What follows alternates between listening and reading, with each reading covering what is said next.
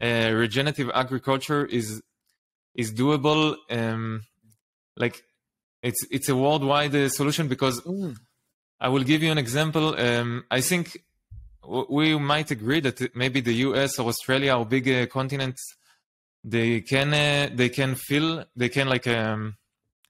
afford this kind of agriculture, but some more populated areas on this planet, like my country, and there is other countries in Europe that they are more like city driven. So do you think it's a possibility, and maybe the cities can get fed from regenerative agriculture, like even in a country that is populated, so maybe they can get the cows from the agriculture, but I don't know. How do you see it? Yeah, that's a hard one, especially if you're talking about other specific countries. Like Israel might be like a very good example of, there's not like tons of farmland, and maybe it is mostly city life, and that could be the hardest case. But I think in 95% of the case around the world, it is possible. And some people have run the numbers on how much land there is, and it is possible. The thing is, it's not going to just happen overnight. There's a lot going on that would have to change to like get to those systems.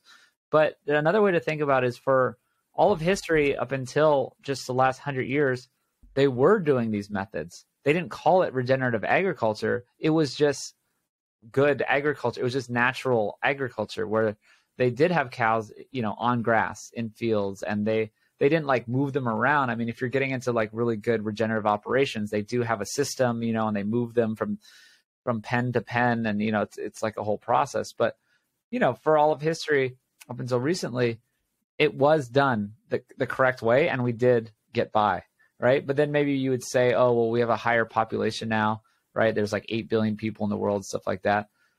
So I mean, fair point.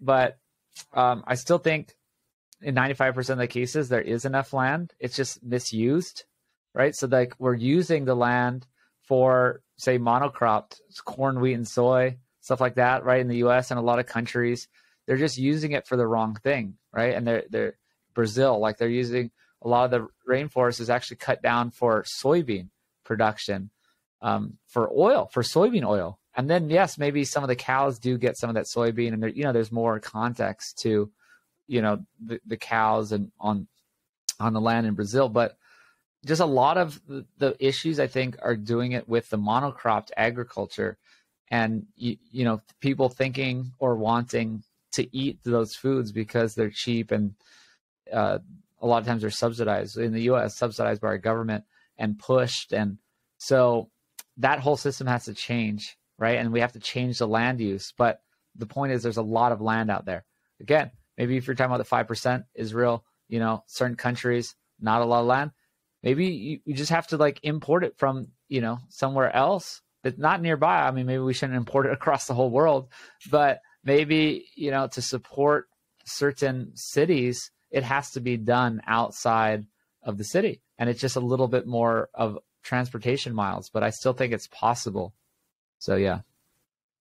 Yeah, you think amount-wise, like it's doable?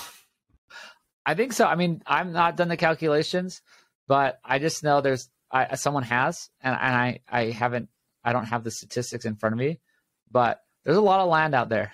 If anyone's been in an airplane and looked down, you'll see a lot of land, and maybe it's not all suitable in certain parts of the world, but there are a lot of suitable parts of the world to raise animals.